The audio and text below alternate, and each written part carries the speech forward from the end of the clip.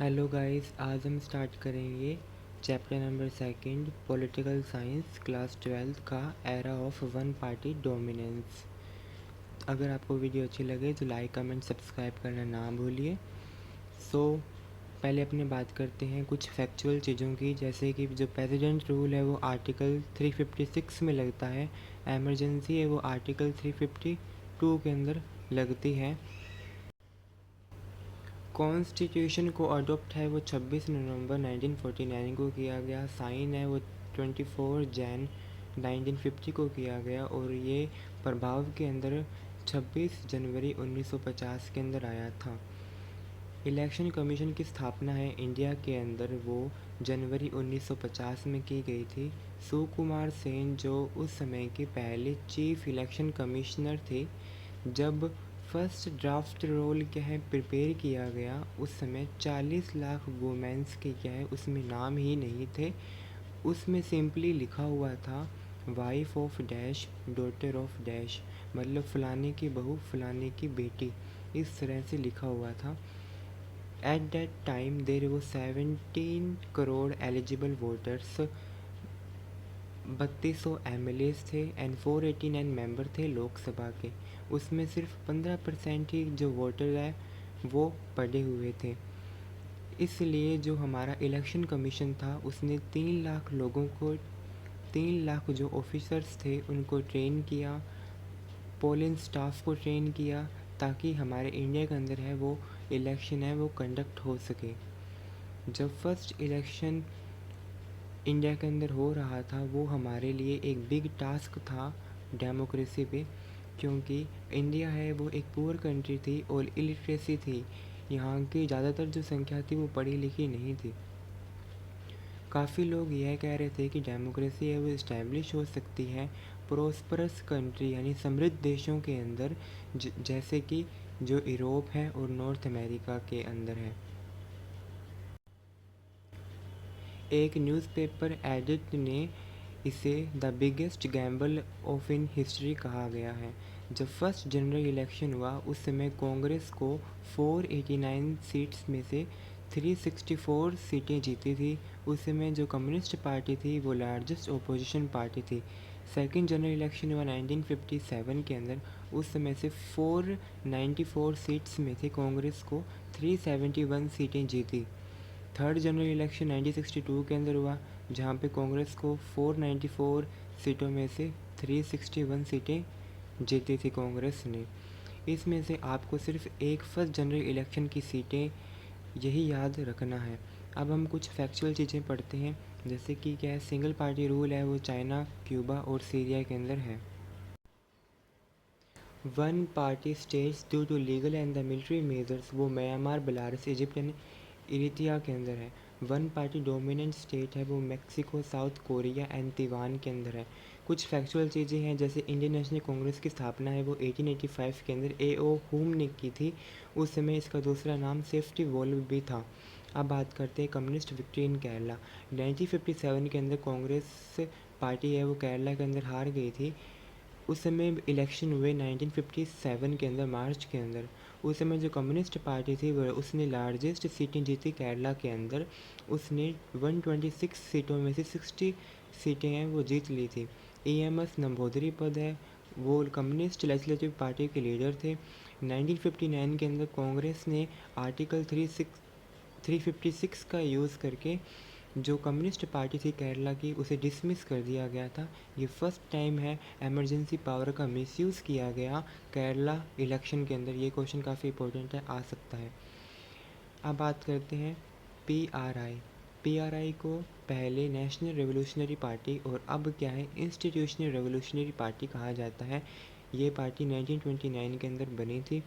इस पार्टी का फाउंडर है वो पेट्रियार्को एलियस सैलिस था। 2000 के अंदर ये पार्टी हार गई थी अपने इलेक्शंस के अंदर। हम बात करते हैं कुछ इंपॉर्टेंट पार्टीज़ के बारे में। पहली है communist party of India. Communist party of India है वो 1934 के अंदर कांग्रेस के साथ काम किया करती थी। 1948 में कांग्रेस ने ड्यूल पार्टी मेंबरशिप को ख़त्म कर दिया, जिस वजह से कांग्रेस सोशलिस्ट पार्टी थी उसको अपनी अलग से सोशलिस्ट पार्टी बनानी पड़ी 1948 के अंदर। इसकी जो आइडियोलॉजी थी वो डेमोक्रेटिक सोशलिज्म थी, और जो कांग्रेस थी वो फेवर करती थी कैपिटलिस्ट और लैंडलॉर्ड्स को, और वो इग्नोर करती थी वर्कर्स को एंड पीजेंट्स को। 1955 में कांग्रेस ने डिसाइड किया कि वो सोशलिस्ट पैटर्न ऑफ सोसाइटी को क्या फॉलो करेगी। ये काफ़ी डिफ़िकल्ट था सोशलिस्ट के लिए कि वो खुद को दिखा सके कि वो काफ़ी इफ़ेक्टिव अल्टरनेटिव है देन कांग्रेस से।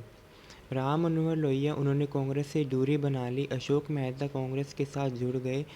इन पार्टी से काफ़ी ब्रांचेस भी थी, जैसे कि किसान मजदूर प्रजा पार्टी, प्रजा सोशलिस्ट पार्टी, संयुक्त पार्टी, राष्ट्रीय जनता दल यूनाइटेड, जनता दल सेक्युलर है। लीडर थे जयप्रकाश नारायण, अशोक मेहता, आचार्य देवव्रत, राम मनोहर लोहिया एंड एस.एम. जोशी। अब है ईवीएम यानी इलेक्ट्रॉनिक वोटिंग मशीन की शुरुआत है वो 1990s के अंदर की गई थी। 2014 के अंदर जो ईवीएम है वो पूरे एंटायर कंट्री के अंदर इसका सेटअप होना स्टार्ट हो गया था। हम बात करते हैं कम्युनिस्ट पार्टी। 1920s के अंदर जो बोल्शेविक रेवोल्यूशन हुआ रशिया के अंदर, वहाँ से जो कम्युनिस्ट जो ग्रुप थे उन्होंने इंस्पिरेशन ली। 1935 में क्या है, कांग्रेस पार्टी जो के साथ है कम्युनिस्ट पार्टी वो वर्क किया करती थी। 1941 के में इनके रास्ते अलग हो गए जब कम्युनिस्ट ने डिसाइड किया कि वो क्या है ब्रिटिशर्स का सपोर्ट करेगी नाज़ी जर्मनी के ख़िलाफ़। ये कम्युनिस्ट पार्टी को क्या है पॉपुलर सपोर्ट नहीं मिला था, जिस कारण से क्या है इन्हें आर्म्ड फोर्सेस के द्वारा क्या है क्रश कर दिया गया। 1951 में कम्युनिस्ट पार्टी ने स्टॉप किया वॉयलेंस का रास्ता अपनाना और फर्स्ट जनरल इलेक्शन के अंदर पार्टिसिपेट किया। इन्होंने 16 सीटें जीती थी और ये लार्जेस्ट अपोजिशन पार्टी थी। इनके जो लीडर है वो ए.के. गोपालन, एस.एन. रंगा, ए.एम.एस. नंबूदरी, पद पी.सी. जोशी, अजय घोष एंड पी. सुंदरैया थे। 1964 के अंदर सीपीआई है वो स्प्लिट हो गई, यानी बंट गई दो पार्टीज़ के बीच में, सीपीआई और सीपीआई-एम। सीपीआई पार्टी थी वो यूएसएसआर की थी और सीपीआई-एम है वो मैक्सिको की पार्टी थी। अब हम कुछ फैक्ट के बारे में बात करते हैं, जैसे कि चीफ इलेक्शन कमिश्नर है वो इंडिया का वो राजीव कुमार है, ये 25th इलेक्शन कमिश्नर है। अब हम बात करते हैं भारतीय जनता पार्टी। भारतीय जनता पार्टी की जो शुरुआत है वो 1951 के अंदर हुई थी श्याम प्रसाद मुखर्जी के द्वारा। इससे पहले राष्ट्रीय स्वयंसेवक संघ और उससे पहले हिंदू महासभा कहा जाता था। इसकी जो आइडियोलॉजी और इसके जो प्रोग्राम थे वो अदर पार्टीज़ की तुलना में काफ़ी अलग थे। इनकी आइडियोलॉजी है वो one country one culture and one nation था। ये पार्टी चाहती थी कि इंडिया और पाकिस्तान यूनाइट हो जाए और हम एक अखंड भारत बनाएं। ये हिंदू को काफ़ी महत्व देती थी और हिंदी लैंग्वेज को ऑफिशियल लैंग्वेज बनाना चाहती थी। थर्ड लोकसभा सीट मिली इन्हें 1952 के अंदर, 4 लोकसभा सीट मिली इन्हें 1957 के अंदर। इनको पॉपुलर सपोर्ट है वो Rajasthan, MP, Delhi and UP से मिला। लीडर है श्याम प्रकाश मुखर्जी, दीनदयाल उपाध्याय एंड बलराज मंडोक। अब हम बात करते हैं स्वतंत्र पार्टी के बारे में। स्वतंत्र पार्टी की जो शुरुआत है वो अगस्त 1959 के अंदर की गई थी after the Nagpur resolution Congress का जो हुआ था। लीडर है सी रामागोपालचरी, के एम मुंशी, एन जी रंगा एंड मनो मिसानी था। ये जो स्वतंत्र पार्टी थी ये लैंड सीलिंग के, कोऑपरेटिव फार्मिंग के, टैक्स रिजाइम के, लाइसेंस रिजाइम के विरुद्ध थी। ये इन्होंने क्या है नॉन अलाइनमेंट मूवमेंट का भी विरोध किया और ये कहा कि जो इंडिया है उनको फ्रेंडली रिलेशनशिप बना लेनी चाहिए यूनाइटेड स्टेट्स के साथ में। अब हम बात करते हैं फ्रीडम फाइटर्स के बारे में। पहला है मौलाना अबुल कलाम आज़ाद, इनका पूरा नाम अबुल कलाम मोहिउद्दीन अहमद था, ये फर्स्ट एजुकेशन मिनिस्टर थे। दूसरी है राजकुमारी अमृत कौर। राजकुमारी अमृत कौर है वो रॉयल हिंदू फैमिली से बिलोंग करती थी, कपूरथला की। ये फर्स्ट एजुकेशन या फिर फर्स्ट हेल्थ मिनिस्टर थी। एजुकेशन मिनिस्टर है वो मौलाना अबुल कलाम आज़ाद जी थे एंड हेल्थ मिनिस्टर है वो राजकुमारी अमृत कौर थी। आचार्य नरेंद्र देव जो प्रेसिडेंट थे सोशलिस्ट पार्टी के। बी आर अम्बेडकर जिन्होंने एंटी कास्ट मूवमेंट को लेड किया, लीडर थे ये। इन्होंने जो दलित के जस्टिस को लेकर, उनके न्यायों को लेकर स्ट्रगल किया। इन्होंने इंडिपेंडेंट लेबर पार्टी की शुरुआत की। ये ड्राफ्टेड कमेटी के चेयरमैन भी थे। इन्होंने बुद्धिज़्म को अडॉप्ट किया 1956 के अंदर। रफ़ी अहमद किदवी जो क्या है मिनिस्टर थे कम्युनिकेशन के अंदर। फूड एंड एग्रीकल्चर मिनिस्टर थे 1952 से 54 के बीच में। ए के गोपालन जिन्होंने कम्युनिस्ट पार्टी को ज्वाइन किया था 1939 के अंदर। दीनदयाल उपाध्याय जिन्होंने इंटीग्रल ह्यूमैनिज़्म का कॉन्सेप्ट दिया। अब है राजा गोपालचारी जो फर्स्ट इंडिया के गवर्नर जनरल थे। इनको भारत रत्न अवार्ड मिला। इन्होंने स्वतंत्र पार्टी का फाउंडर है ये 1959 के अंदर।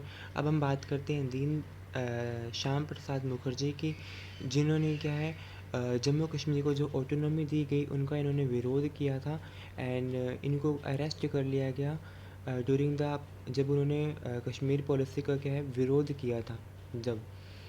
तो गाइस चैप्टर हमारा ख़त्म हो चुका है। अगर आपको वीडियो अच्छी लगे तो लाइक कमेंट सब्सक्राइब करना ना भूलिएगा। और ये जो नोट्स है ये आपके लिए काफ़ी इंपॉर्टेंट है, तो नोट्स बनाइए एंड इन सब चीज़ों को लर्न कीजिए। Thank you.